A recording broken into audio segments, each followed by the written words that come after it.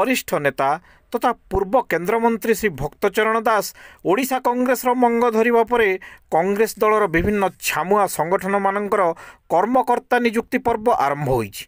एही क्रम रे कांग्रेस छात्र संगठन एनएसयूआई भुवनेश्वर, खोर्धा, कटक ग्रामांचल, झारसुगुड़ा, सुंदरगढ़ एवं पुरी आदि जिलार सभापति नाम एनएसयूआई राज्य सभापति उदित प्रधान घोषणा करिसेंति।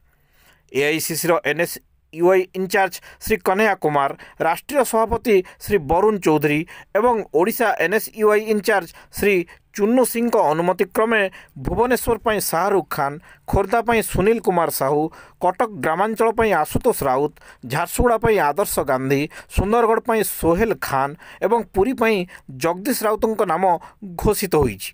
झारसुगुड़ार नवनियुक्त एनएसयूआई सभापति श्री आदर्श गांधी जड़े लड़ुआ छात्र नेता भाव में परिचित।